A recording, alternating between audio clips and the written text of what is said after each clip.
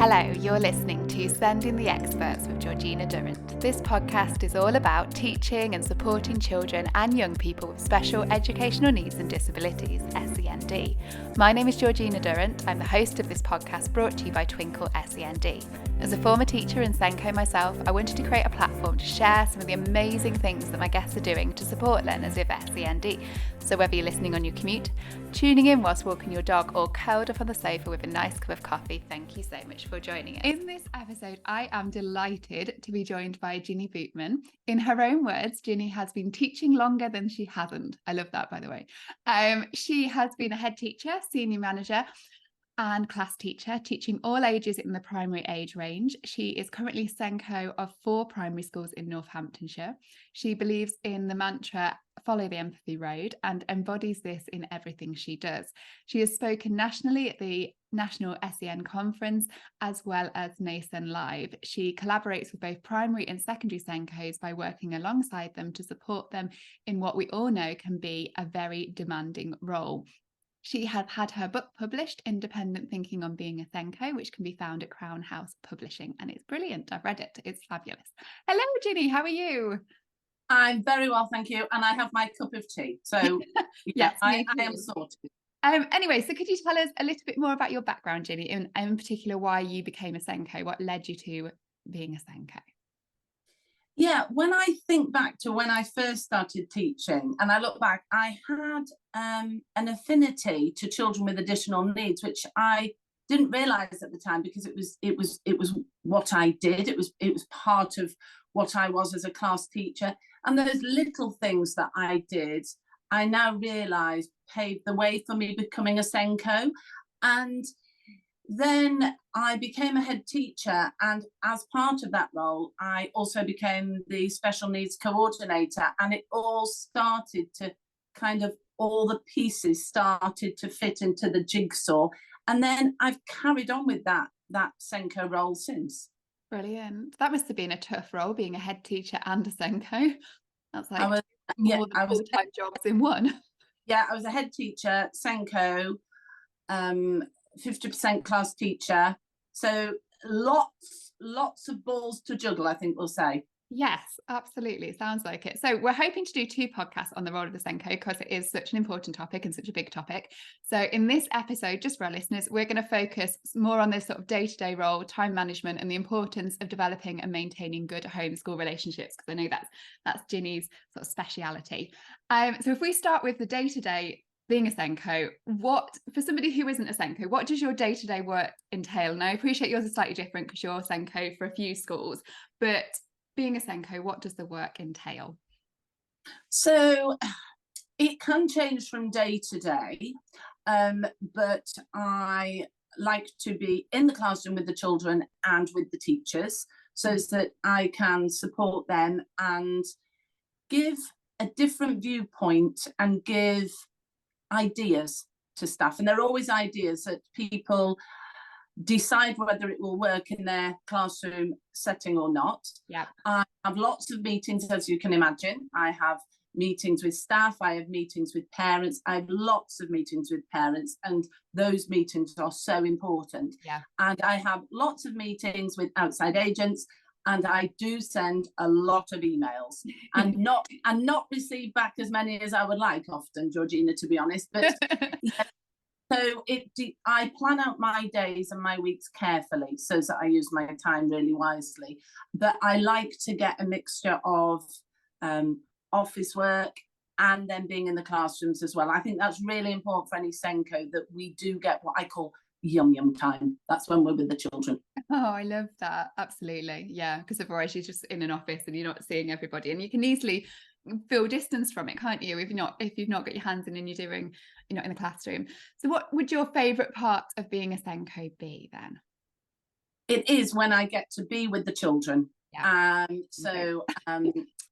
As a SENCO, sometimes we can feel very drained by often by the amount of paperwork that we have to do. We have so many referrals that we have to do, and I get to a point often where I'm like, actually, I need to stop doing this paperwork and I need to go and I need to be around children. So I I go into classes, I join in with lessons and just become part of the lesson.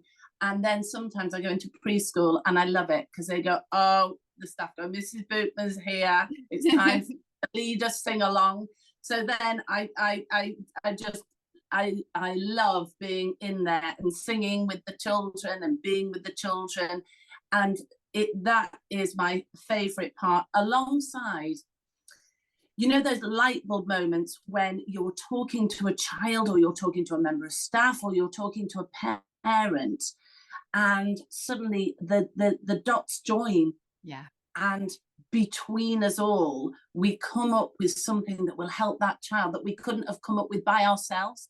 And wow, they are the light bulb moments that bring me joy, really. Yeah, absolutely. Oh yeah, I can completely see that. What about the most challenging then? Which bits don't you like so much? I think it's very difficult when we send emails out and people don't respond. And talking to many SENDCOs, this seems to be a common occurrence. So that is quite challenging. I think prioritising. So I talk about triaging our time. I think we think we're going to do something one day, and then we get that email that comes in, or we have that conversation with somebody, and actually something else takes priority. And we just have to go, okay, shoulders down. I will just have to change what I'm doing because of the need as it presents itself now. Yeah, I used to find that really hard. I'd have my day planned, and then a child would come into the office at 8:30 in the morning, and you knew, and rightly so, that day would have to change because that child needed a different way of support and something needed to change that day, and you would have to sort that, which you wanted to do. But then you look back and you're like, oh no, but what about, how am I going to then organise all of that? And I'm looking forward to hearing your advice on this, because that is something that honestly I found really difficult, was prioritising tasks, working out when to do things, and what should come over priority, and how to work out how to do the mountain of jobs that you've put to one side because something else has happened, I think is really, really tricky. So have you been a class teacher whilst you're being a SENDCO? Have you done the two together? Because I know a lot of people who are listening who are SENDCOs are doing the SENDCO role whilst being a classroom teacher. Yeah. So I was the head teacher, the SENDCO, and teaching at one point. Okay, yeah. And then I had my son and chose not to be a head teacher anymore and became a class teacher and the SENDCO. Brilliant. And it is so challenging when you're a class teacher as well, because often people have Wednesday afternoon to do their special needs work, and it is very limiting because people can't all have a meeting with you on the Wednesday afternoon. Yeah. And so I'm very fortunate in the flexibility of my current role that I can have meetings with staff when it suits them, you know, and sometimes I do if people choose to have meetings with them in their PPA time, or, you know, there is a flexibility which is so important for the well-being of everybody. Also with parents, if I can give them that flexibility of having a meeting. So it used to have to be either Wednesday during school time, or because I worked 3 days a week, Wednesday, Thursday, Friday, and we had a staff meeting on a Wednesday, I had to oversee PE on a Thursday. So it had to be after school on a Friday. And people would say, oh, Ginny. And I'd say, well, you know, to give parents the option of a school within a meeting within school time or out of school time, that was my choice, and that was fine with me. So I think it is very limiting. And also with regard to training, often training is not just on a Wednesday afternoon. Yeah. So, and to try and move your teaching onto another day, you are then inconveniencing other people. Yeah. And if you're a job share, to ask your job share to move, that isn't fair either. So I have been there, and I've found it so very difficult. And also, it's really important that we get to observe children. Mm-hmm. So if we have only got, and I'm saying a Wednesday afternoon, if we've only got a Wednesday afternoon that Brian finds literacy very challenging, and he doesn't have that on a Wednesday afternoon, once again, it's so difficult to be able to see that child when someone's saying, Ginny, can you just come in with a different set of eyes? So it's really, really challenging. And I've been there, and I did find it really, really difficult. Mine was my Friday afternoon. So I think I had the first 2 lessons I was teaching, and then I had the rest of the Friday to do my SENDCOing, which again, and Fridays, you can imagine nobody wants to meet with you. Like you said, Friday after school, no one would want to meet on a Friday afternoon either. And pretty much all children find Friday afternoon, last lesson, tricky anyway. So you're not even seeing a true picture of the children. So I completely get what you're saying about that. And the bit that really resonated with me was when you said about inconveniencing people, because I would feel the same if I was letting a class down by having to have a meeting to do with being a SENDCO, then it would mean that somebody was having to cover my class, and I was letting the kids down in that class as a result of that. So it's such a balancing act. And I think you do feel like you're letting people down and not doing a good job of either things. Yeah. It's kind of what am I dropping, and what am I keeping hold of in the juggling of the job? Yeah. What would your tips be then for balancing all of these things whilst being a SENDCO? So I think to compartmentalize your work. So when it is your SENDCO time, that you make sure you do SENDCO work then, and that you are very clear to others around you. This is my SENDCO time. This is my only time, and it for you to make yourself politely unavailable. You know, when we're filling in paperwork, we're doing a referral, and then people come and see you, and you're like, I'm really in the zone, I'm in the flow, So I always say to SENDCOs, consider asking head teachers if you can work off site sometimes. It's a good idea. And people say, am I allowed? And I say, look, if you ask, they may say yes and they may say no, but if you don't ask, you will never know. So I think, and people, when I do talks, people, there's a sharp intake of breath, and people go, oh, really? Another one is, if you're having meetings with members of staff, why not consider have that meeting off site? Once again, there's always a sharp intake of breath, and people, are we allowed? And I say, once again, ask these questions, because if we don't ask them, then we'll never know the answer. And I think a meeting off site can be so much more fruitful, because you haven't got the distractions of school life. So I think that's really important. I also think transparency with your head teachers, to say, actually, this is what I can get done on my Wednesday afternoon, or this is what I have got done. Not for them to monitor you, but for you to be transparent and say, this is what I can get done. Because I get a lot of SENDCOs saying, I haven't got enough time, I can't get it done, I'm doing it in my own time. So I say, well, track your time. Just keep, for a week or 2 weeks, a record of how long things take. I was just thinking that's a really good idea, because through no fault of their own, if the head teacher hasn't been a SENDCO, then they might not be aware of how much work you're doing and how much extra time you're doing at home and how much things are actually taking. Not through their fault, but it's important to let them know and make them aware. And they'll, if they're a good head teacher, they'll want to know this and want to support you. And another thing that I think is a good thing to consider is sharing with your head teachers the paperwork that has to be filled in for a referral. And I think that's really grounding, and people go, oh my goodness. Another top tip I would have is saying to your head teacher, the next RSA I do for an EHCP, I'd like you to sit down with me and let's do it together. And then it's like, oh right, this is what you're talking about. Because it's one thing telling somebody, but it's another thing immersing them in one that you're doing. So I think all of these things it's about transparency, and it's not about complaining, it's about explaining. Yeah, exactly. And that can be a difficult one to sort of balance, can't it? Because when you're busy and you're stressed and you're tired, it can be tricky for it not to come across, I suppose, as moaning and complaining about it. So that must be, yeah, a tricky one to sort of get the point across without coming across as complaining. Yeah. So what's, in terms of the paperwork and the deadlines and all of this, the EHCPs, what's your advice for keeping track of all of this? I have moved to an electronic diary.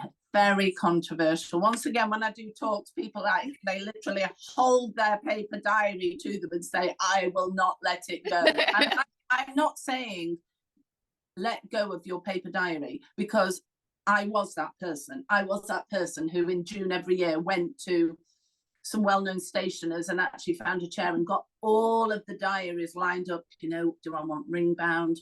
You know, what kind of I want, you know, the bookmark, the little ribbon and all of that. Some of them are so pretty as well. And they're beautiful. I mean, they are things of beauty. So maybe if you love your paper diary, and I love stationery, consider having it alongside. The reason being that I can access my diary from my phone, my iPad, my laptop. I always have my diary with me because I always have my phone with me. Yeah. So I can put things in well in advance. For example, annual reviews. I also I'm getting really good. And once again, someone at a talk went, I've never thought about that. And it's just a simple thing. If somebody wants a meeting, triage it in your mind and go, do I need to have this meeting today, this week, or can I have the meeting in 2 weeks? And when you get into that mindset, you go, oh my goodness, because other people have got lives and they've got schedules. So this idea of making a deadline a really short deadline, we don't need to. No. So, and I put those in my diary, in my electronic diary, send emails out. It's always put straight onto my electronic diary. And people actually go, yeah, a meeting in 2 weeks would be great, because it kind of, once again, people's shoulders go down and they can arrange their time, be it a teacher or a parent. So I think it's about looking at what you have got this week, next week, in 2 weeks. And if you have got an annual review, then don't overburden yourself for the rest of that week. I mean, I did 2 EHCP annual reviews in one day. I mean, why? It seemed a good idea. It seemed a good idea at the time. Yeah. And I think, and we live and learn, don't we? Yeah, absolutely. That's such good advice, Ginny, about pacing and working out when you need to. And often people are just trying to get it off. If it's a meeting with a parent, perhaps they're just wanting to get it off their desk, being like, oh, I need a meeting. They don't necessarily mean they need it straight away either. They might want time to sort of prepare and think about it, chat to the partner, discuss things at home. Yeah, it's such a good point. Whereas like you, at first I would have been quick to being like, oh, let's get a meeting in, let's book it in as soon as I'm available, when that might not be the right thing for everybody. And that is exactly me. And I realised if someone wanted a meeting on the Wednesday first thing, and then I had a meeting already booked in, well, could I change that other one so that I could accommodate the other person? And then I was like, actually, no. Yeah. And another thing for kind of deadlines and times and meetings is I now have some virtual meetings. Parents may be having the meeting with the head in one school, but I can join virtually. And do you know what? That's okay. Yeah. You know, and recently I did that, and it's more than okay. So the idea of a hybrid meeting, why not? Absolutely. You know, I think we put pressure on ourselves, like you're saying, to have the meeting this week, or I've got to be there in person. And once again, talking to SENDCOs, it's how we think others perceive us. Yeah. And that is, we need to consider that and go, actually, it's how we think others perceive us. Yeah. If we're looking at keeping track of paperwork, I have gone paperless. I do not love technology. Before COVID, I used to barter, it's in the book, I used to barter out kind of people doing my technology for me, and I'd do their break duty. And then COVID hit and everything changed. So I am paperless to save me time and to make my life easier.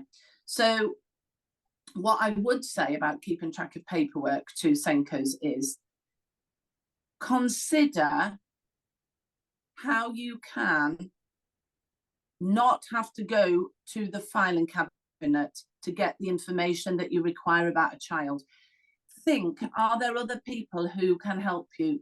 Admins are great because they can give you that information. If you make a template, you can have a live document on 365, or you can have something on Google.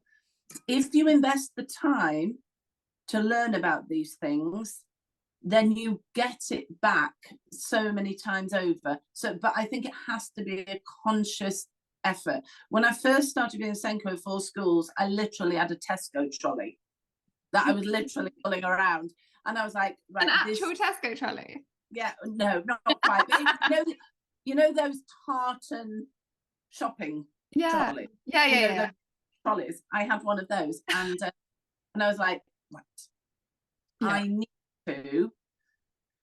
need to embrace technology, and it is only to make my life easier.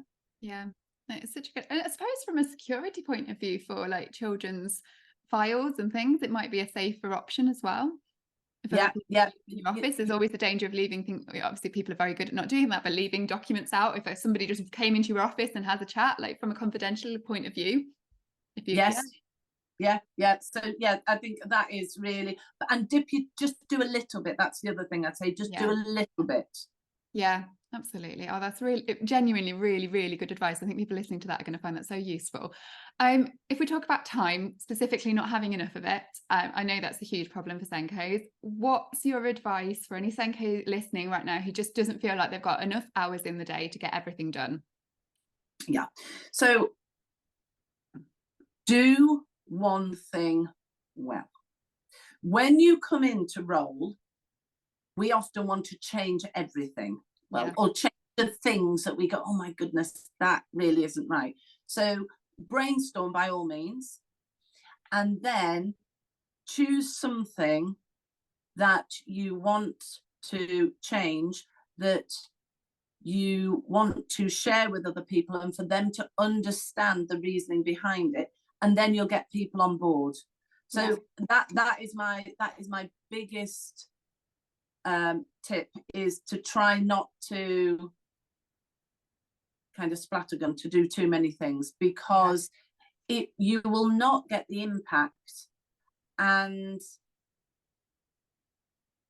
you just won't feel good about it. Whereas actually doing one thing well and seeing it go across your school, that is a really, really good feeling, and also to get people to be on board with you, and for them to be able to give you feedback as well. I think that's an interesting one, imposing versus collaborating. Yes, definitely. No, that's a really good point, because you do need people to be on board with any change you make, and for them to see the reason. If you're doing lots of things at once, it can feel a bit disruptive, and people can wonder why all these changes are happening, and they're not going to see the impact of them straight away. So that's really, really good advice. What about then, if you look back to when you started being a SENDCO, what do you now know that you wish you knew back then? Did that make sense? Yeah. So if we're talking to Ginny in the past, what would you tell her when she's starting a SENDCO role? Be more transparent with your head teachers. The sharing of what you're doing, I think, is so important. I used to do things, not feel I was doing enough, and then worrying what people were thinking about me. Whereas now I have live documents, we prioritize together. Yeah. So it would be about having those discussions with head teachers to say, what do you think? So that I'm not lonely to go. I was just going to say that it can feel like that as a SENDCO. You're the only one doing it in a sense, and you don't feel that part of a team as much. So yeah, that's a very good point, getting people involved and doing it together. Yeah, so I'm very much part of all of my schools as a team member, and things like I'm very much part of the pupil progress meetings, and people can ask me things and I don't know all the answers. That's a really important one to say. I'm not an expert. I'm somebody who, I'm like a magpie, Georgina. I just pick up different ideas. The biggest thing I think I would say is we're allowed to say, I don't know, but I will find out. And I constantly do that. And I think parents find that quite refreshing. Yeah. Okay. She doesn't know. You know, if you don't know, don't pretend you know. So I had a parent who I'd never done an EHCP before. They came mid-school career, their child came to us and they said, we think our child needs an EHCP. And I looked at the paperwork and they said, what do you think? I said, I've never done an EHCP before, but I will look into it and we will do it together and we will timetable in meetings and we will all work together. And the child got the EHCP and she said, what I like about you, Mrs. Bootman, is you didn't fob us off. Brilliant. Yeah. So don't fob people off. Maybe that's it. Be honest. Yeah, absolutely. And I think there is a myth that SENDCOs are the expert in SEND in the school, and often they might not be. They're in charge. They have expertise that they've picked up, like you say, from things, but their role is more to coordinate it, isn't it, rather than to be the expert in the room. And I think that shift, I know it's getting better, I think, is that shift, but it's, you know, if all teachers happen to be teachers of SEND, but yeah, I don't think that's always there. I think there's some people that do presume that the SENDCO is the beacon of all knowledge about SEND. And I think also just being ready to listen. Yes. You know, so much of my role is about listening, and actually listening to understand. And sometimes people just need to offload. And then we then have a dialogue, and those dialogues are like I said at the beginning, when the dots all join together. It's about, I believe very much in flattening the hierarchy. You know, we are all there to support the children together. Yeah. And the more discussions we can have, the better the outcomes will be for the children. Absolutely, which is the ultimate aim, isn't it? So we touched a little bit on sort of homeschool relationships when you mentioned about the parent that you were supporting and not fobbing them off, that side of things. Yeah. Why do you think homeschool relationships are so important to get right? The parents are the experts about their children. Absolutely. And I provide an environment whereby they're always offered a cup of tea when they come for a meeting with me. I ensure that the environment itself is non-threatening. So I don't sit on the whizzy chair because it's higher. We all sit on the same high chairs. I'm not behind a desk because that is a physical barrier. And then when we get those dialogues going, then the trust forms and the connections. And then I get to know about their child. And, you know, going into a meeting, I always talk about the pogo stick story. A parent had an incidental conversation with me and said, oh, my child would love to pogo stick, but I know he never will. And so whenever I was out on duty, this child and he would get the pogo stick. I think I was doing most of the pogoing, actually, but he was having on the pogo stick. And then I had a meeting with the parent a few months later, and I said, he can pogo 3 jumps by himself. And the look, joy on her face. And it wasn't the fact that he was really pogoing. It was the fact that there was an individual here who had listened to what could have been seen as an incidental conversation, then had formed the connection with that child, and then that individual was joyful at what their child was able to achieve. And when we get those connections that begin with incidental conversations, and I firmly believe in those, you know, I go out in playgrounds all the time and have these incidental conversations about the weather, what people are wearing, especially children, because they have the nicest clothes ever. then parents, then that connection is formed. I talk about the spider's web of trust, that we need to find that first silk thread.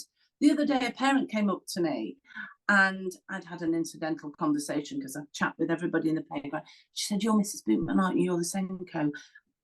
My child is coming to school soon, and now I know who you are. That's great. You know, I'm happier that I can come to you and have that conversation." And I was like, "That's it. That's it." And I always say the little things make the biggest difference. I had one parent came up to me and said, "Have you got a minute?" And when that parent, who doesn't come in often, says, "Have you got a minute?" we really have to seriously consider finding that minute at that moment, because if we don't speak to them then, they won't ask us again, because imagine how much they've had to go through. They know how busy we are, and yet they really want to tell us something. And it was about a child having the uniform. They had sensory difficulties, and the uniform, they just went, "I was wondering if we can change the uniform to this so that this child is more comfortable." And I was like, "Absolutely, absolutely." And she went, "Thank you." And I was like, and a couple of weeks later, she said, "The difference that has made to my child, you will never realise." And I just think, if I hadn't found that 5 minutes at that time, that difference would have never happened for that child. So, you know, and parental relationships with parents, it's all about, I talk about putting ourselves in someone else's shoes, you know, follow the empathy road. Actually,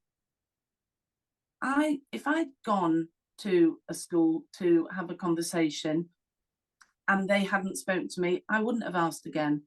You know, so it's about finding those opportunities to make those relationships, and then it just becomes a dialogue. I also firmly believe in checking in. I check in a lot with my parents, you know, sometimes via email, or have a half an hour meeting. I make parents very aware, anyone who I have a meeting with, how long the meeting is going to last. I think that is so important. And also meetings might be a drop off, if that suits a parent, and because I can, or just before the end of the day, and then they pick their child up. So they're all different things. And it might be, do you want a phone call? Do you want to come in and see me? Do you want a virtual meeting? What's easiest for you? Yeah.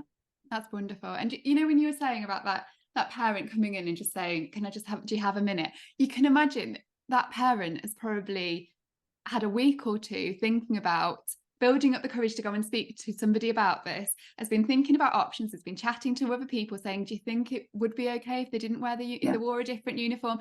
The courage to actually say that as well, for some people, is really difficult. Like, it must have taken a lot for her to come up to you and say that. And like you say, if you'd have dismissed her and said, "Oh, I'm sorry, I'm busy," like now, that could have, it's huge.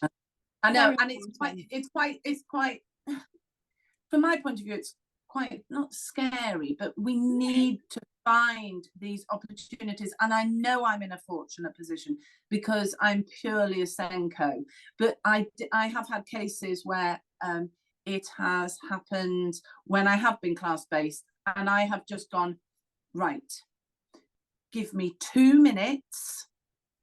I will find somebody to take my class. And I will speak to you." You know, and the more that we get to know parents, I will say, when I know them well, "Okay, I'll be honest, do you need me to speak to you now, or can this wait?" And they will be very honest, and they will say to me whether they need the conversation now, or whether it can wait. Sometimes, I don't know if you've ever had this, I have, if we are inadvertently slightly dismissive, whatever they were going to talk about snowballs and gets bigger, and actually emotions get a lot higher. Everything gets heightened. So I do think we do need to consider, and they are, because they are small conversations actually often, or I'll have the first conversation and go, okay, I need to find out this, this, and this, and we need another meeting. Yeah, because you know what it's like yourself, if you've got something that's bothering you, something you feel like you need to sort, if you can't get it off your chest and try and do the first step in sorting something out, it does snowball, it does get bigger, does the problem, because you start to worry, what happens if they say no to this, what happens if it doesn't, you know what I mean? It does snowball and get into a bigger, and the emotions get bigger, and then the conversation would be a longer conversation potentially as well, wouldn't it? And a harder conversation. Oh, absolutely. That initial conversation where you're just trying to problem solve. Yeah, that's so important. What do you think the most common, or what are you finding are the most common issues that are causing like difficult relationships between home and school at the moment, and how can SENDCOs help with this? I think inadvertent miscommunication. Yeah. I think in the busy world where we live, we can often send emails, and emails can be very misconstrued. Very misconstrued. A tone of an email. You can read an email in very different ways, can't you, depending on your own mood. I often find if I'm reading an email, if I'm in a good mood, the email might come across as being lovely. If I'm not in a good mood, that email could come across as being quite harsh. And it's the same words. And I talk in the book about the spiky email, you know, and it's like, if you receive what you perceive to be a spiky email, resist replying via email. I say take your brave pill, which isn't a real pill. I just have to tell you, you know. And you know, someone was once like, "Oh, what are they?" I was like, doesn't exist. And consider making a phone call, which is quite scary. But in my experience, if I make that phone call, it becomes a two-way dialogue. And I have had an incident where I got a very spiky email, and when I made that phone call, it was literally a 5-minute phone call, and it explained things, and everyone came out of that conversation happy with the conversation they'd had. So I think emails. I also think, and this is another interesting one, is people email at interesting hours of the day. Okay. And I was talking to a colleague about this, and they were saying about a parent email in the evening, a parent emailing in the evening to their school email address. And they were saying, you know, what should I do? And I said, if you reply to that email to that parent, they will presume that you are happy to have that email dialogue going during that evening. Yeah. I said, and they said, but what will they think of me? And I said, they will think that you are not answering emails on an evening. Yeah, that's just think work in the daytime and not on an evening. And I think parents often send an email in the evening because that's the only time they've got to send it, rather than the presumption that someone's going to reply. I've sent emails to school, not because I think I want them to reply to my email that evening, but because I've been working all day. I've picked the children up from school, I've done bedtime. Oh, I've got that problem to sort. I'll send an email. I often put, not expecting you to reply right now. However, just getting this, can you look at this in the morning if you've got time, sort of thing. And it is that, it's the only time often for parents to be able to send an email and get it off their chest. They don't, I wouldn't have expected an email back. No. I'd been upset. I think I'd have been worried if they'd emailed me back actually, and felt really guilty myself and been like, oh no, don't email me back now. And I think it's about owning your time. Yeah. So someone said to me a few years ago, you know, Ginny, have your emails on your iPad and your laptop, then you are in control of when you look at them. And I was like, okay, that's a bit scary. And I did it, and I was like, absolutely. And I am a real fan of the schedule send button. Yes. Oh, I love the schedule send. So I can write an email at whatever time suits me, But my schedule send means that someone will receive it within their working hours. So I think we need to own our time more, because inadvertently a teacher may say, well, so and so, and this is really interesting from your point of view as well. I think a parent may say, well, so and so sent that late at night.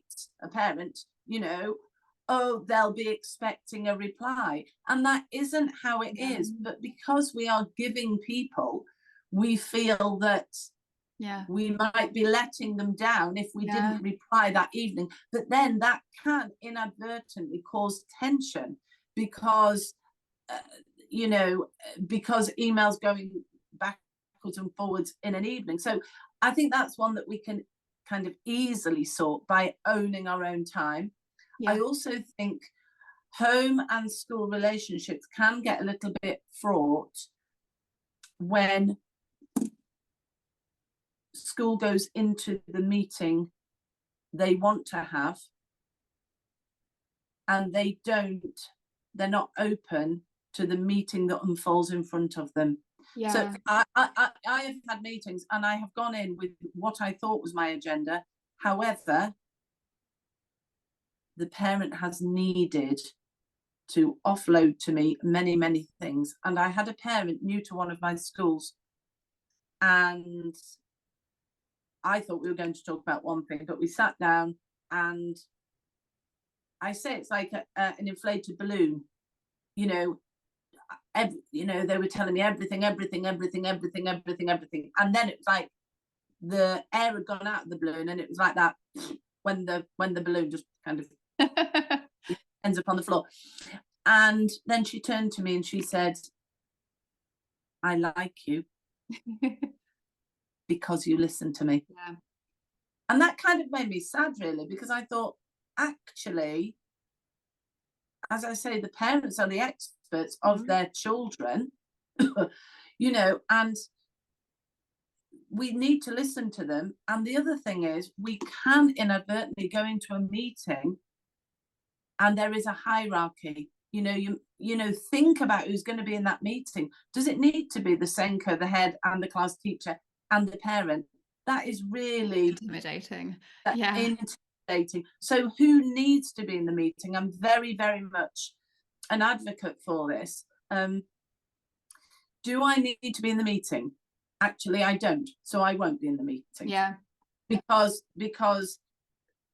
Because I don't need to be in the meeting. So I think it's making sure the right people are in the meeting, that that parents are integral to the meeting, and that they are actively asked their opinion. And one thing I do is I ask anyone in the meeting how they want to be addressed, because it's really important. Not just calling them mum.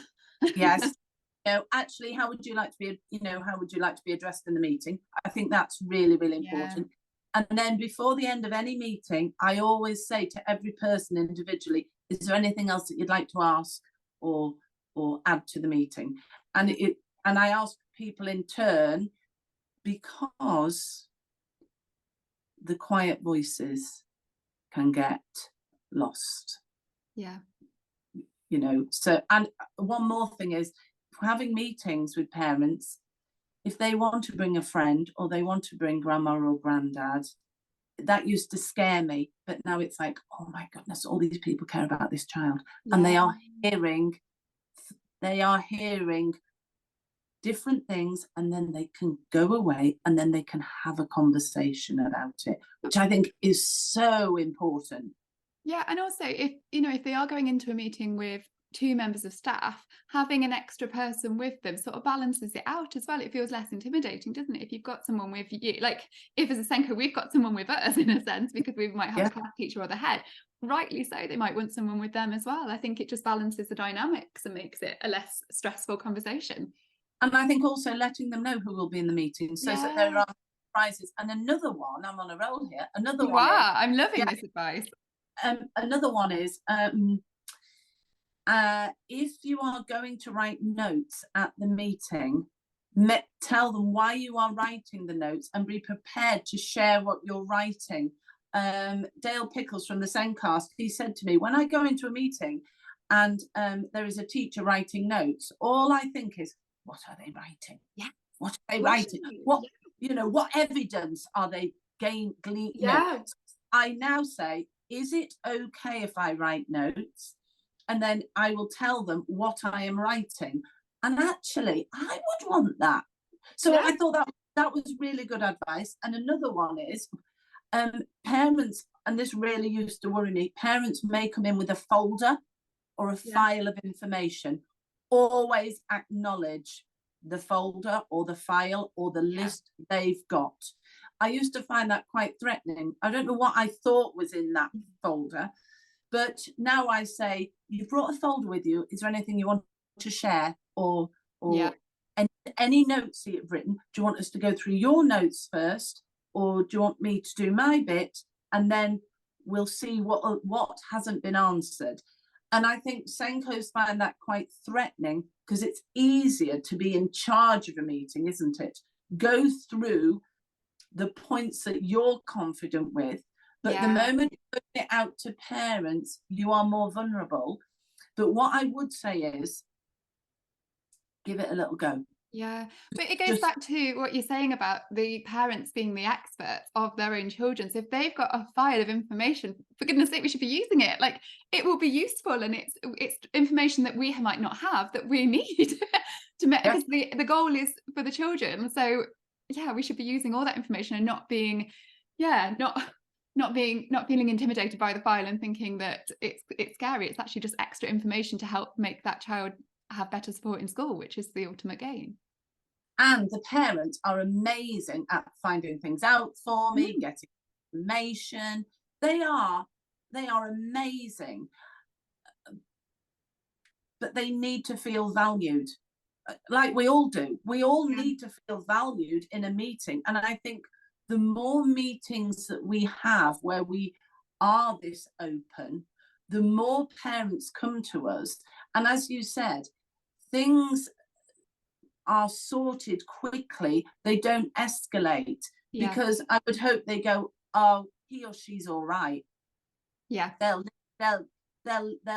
listen to me. So listening is the key to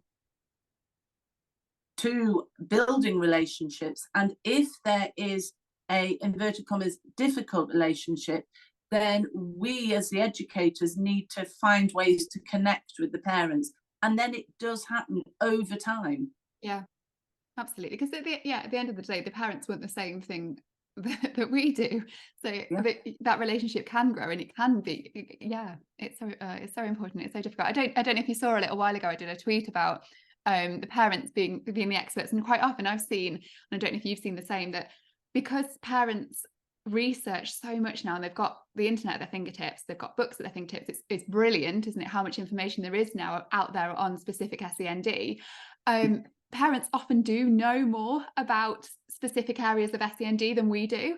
And I think, I could name people just of the parents I know on the school run. I could name, they are genuine experts from the amount of research they've done on their child, or, on dyslexia, on autism, whatever. They genuinely will know more about it than the SENDCO, and that's not the SENDCO's fault. It's just they have had so much more, they've invested so much more time on that specific area that they do know more about that. And I think we need to work out ways to utilize that, because it's a wasted resource otherwise. They've done so much research, so much reading, they've spoken to so much people. Like, social media can be fantastic for learning about special educational needs, going on, Facebook groups that's specific to children who are autistic, for example, and they can learn so much about it. And then if we don't utilize this information, it's such a waste. Yeah. And I had a parent came to me, and their child had an additional need that I had not heard of. And I said, actually, I haven't heard of this, but I will look into it before we meet again. And when I have meetings with parents, I always book in the next meeting, because that's another thing. If you don't book in the next meeting, suddenly months can have gone by and you haven't had the meeting. Anyway, at the next meeting, I said, I bought this book all about it. I said, it's really good. I understand it now. Yeah. And the parents' face, they were like, you've bought a book about our child's additional need? And I was like, well, yeah, because I didn't know about it and I wanted to find out about it. And they actually said, can we borrow it? I was like, yeah, of course you can. Brilliant. But once again, it's this shoulders going down and parents going, that SENDCO's all right. Yeah. Yeah, absolutely. Right. And we've spoken, obviously, a lot of your advice you've been giving will be inside your book as well. I imagine people listening are going to be thinking, I need more information from Ginny. So your book, which is Independent Thinking on Being a SENDCO, and it's brilliant. Where can people find it? Do you want to tell us a little bit more about it? Because you've been very good at just giving me answers and not pitching your book. So here's your opportunity. Tell us about your book. So my book came about by a series of very fortunate events in my life. I have been a real advocate of independent thinking. They did lots of amazing talks during lockdown, which I listened to, and they were very interactive. And then I did a guest blog for them called The Fruits of Kindness, I think it was called. And Ian Gilbert, who is at the helm of independent thinking, just got in touch and said, do you want to write a book? And I was like, yeah. Not well, you'll understand this, not realizing that was 2.5 years of my life. And it was great because in the Crown House, the publishers were so kind of personable about everything to do with the book, and it's part of a series of books by independent thinking. But my book is a different format, because when I was writing the book, Ian Gilbert was like, actually, these are top tips, so let's do it as numbered top tips. We decided to do it as numbered top tips. So there are 113 practical tips that I have accumulated over my time as a SENDCO, that it was felt would benefit other SENDCOs, because they are little things, I hope, that can change things to make things easier for SENDCOs, and actually to change things in a positive way for the children that we work with. So that is how the book came about, and it also reflects the talks that I do. So I do lots of talks about time saving, the spider's web of trust. I'm really an advocate of building positive relationships with parents and families. So it's kind of me. And people who know me quite well go, oh, Ginny, it's like a silent audio book of you talking. I love that. I felt like when I read your book, I felt like I was having a coffee with somebody who was just giving me like little bits of information, really useful tips. It was just like, like a really informal chat with somebody that has so much more knowledge that can but it didn't feel intimidating. It just felt like, oh, that's a good idea. And like just throwing ideas at me. It was lovely. I think it's a really, really good book, and I would really recommend it. Yeah, and it's very much as I would speak. So when I do talks, people are like, oh, you and the book, you're kind of the same. Like, well, that was always the idea. So yeah, I've just been very fortunate that the book came about through a series of very, very fortunate events. Oh, I love that. And so if people are wanting to find you and your website and all of that, where we'll put all the links in the show notes. And if anyone's listening thinking, what do I mean by show notes? If you just look on your phone or wherever you're listening to the podcast, or if you're watching it on YouTube, it'll be down here. But if you're listening on like Apple or Spotify, if you scroll down on your app on your phone or on the computer, you can see the links underneath. So what links do you want us to share then, Ginny? So you can buy the book from Crown House Publishing. Yeah. And if you type in, when you buy it, Ginny 20, that gets you 20% off if you buy directly from the publishers. And when is there an expiry on that? Just thinking if people are listening in advance, like because we often get people starting at the beginning of the catalogue, still listening to Abigail Gray right at the start recently. So do you know if it expires or? It's got quite a long shelf life. I know Fabulous. It has got a long shelf life. And then there are other places that you could potentially buy it, such as Amazon. It is also on Amazon. You can find me at ginnybootman.com, and that has got videos of other talks I've done, and links to other articles, because I've done articles for magazines, Just got one out with Nason Connect, but I've also written for the Times Ed. They're all in there. And then I'm also on Twitter, and I'm at SENDCO Girl. Yeah, fabulous. Thank you so much. I've learned so much, and I honestly think this will be such a useful episode for our SENCOs who are listening, and for other people who aren't SENCOs, but for them to understand the role and perhaps learn a little bit more about it. So thank you ever so much. Oh, it's been brilliant. Thank you so much. Wow, what brilliant advice we got there from Ginny. I hope you enjoyed the episode. Make sure you subscribe to our channel, either on the podcast provider you're listening to or on YouTube. And do have a look at those links we've put below, so you can have a look at the resources that are relevant to this episode, as well as Ginny's links, so to her website, etc. Thanks again for listening to Sending the Experts with me, Georgina Durrant. See you next time.